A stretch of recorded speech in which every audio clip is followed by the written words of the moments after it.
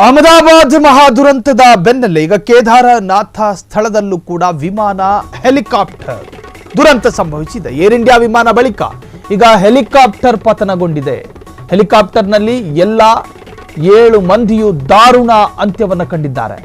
ಚಾರ್ಧಾಮ್ ಯಾತ್ರೆಗೆ ಹೊರಟಿದ್ದ ಭಕ್ತಾದಿಗಳ ಸಾವು ನಿಜಕ್ಕೂ ಕೂಡ ಉತ್ತರಾಖಂಡ್ ರಾಜ್ಯದ ಗೌರಿಕುಂಡದಲ್ಲಿ ಹೆಲಿಕಾಪ್ಟರ್ ಪತನಗೊಂಡಿದೆ.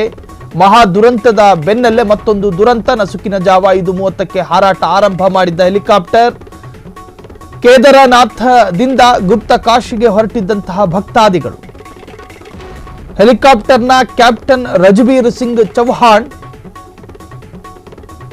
ಉತ್ತರಾಖಂಡ್ನ ವಿಕ್ರಮ್ ರಾವತ್, ಉತ್ತರ ಪ್ರದೇಶದ ವಿನೋದ್ ದೇವಿ ತ್ರಿಸ್ಥಿ ಸಿಂಗ್, ಗುಜರಾತ್ನ ರಾಜ್ಕುಮಾರ್ ಸುರೇಶ್ ಜೈಸ್ವಾಲ್, ಶ್ರದ್ಧಾ ರಾಜ್ಕುಮಾರ್ ಜೈಸ್ವಾಲ್ ಸಾವನ್ನಪ್ಪಿದ್ದಾರೆ.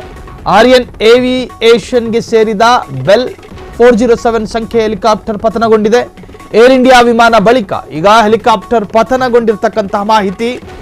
ಹೆಲಿಕಾಪ್ಟರ್ನಲ್ಲಿ ಎಲ್ಲ 7 ಮಂದಿಯೂ ಕೂಡ ದಾರುಣ ಸಾವನ್ನಪ್ಪಿದ್ದಾರೆ.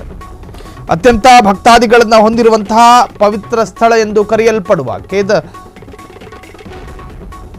ಉತ್ತರಾಖಂಡ್ ರಾಜ್ಯದ ಗೌರಿಕುಂಡದಲ್ಲಿ ಹೆಲಿಕಾಪ್ಟರ್ ಒಂದು ಪತನಗೊಂಡಿದೆ. ನಸುಕಿನ ಜಾವ 5:30ಕ್ಕೆ ಹಾರಾಟ ಆರಂಭ ಮಾಡಿದಂಥ ಹೆಲಿಕಾಪ್ಟರ್. ಭಕ್ತರು ಯಾತ್ರಾ ಸ್ಥಳಕ್ಕೆ ಹೋಗ್ತಾ ಇದ್ರು. ಮೊನ್ನೆಯಷ್ಟೇ ಅಹಮದಾಬಾದ್ನಲ್ಲಿ ಮಹಾ ದುರಂತ ಒಂದು ಸಂಭವಿಸುತ್ತೆ. ಏರ್ ಇಂಡಿಯಾದ ವಿಮಾನವೊಂದು ದುರಂತಕ್ಕೀಡಾಗಿ 200ಕ್ಕೂ ಹೆಚ್ಚು ಜನ ಸಾವನ್ನಪ್ಪಿದ್ರು.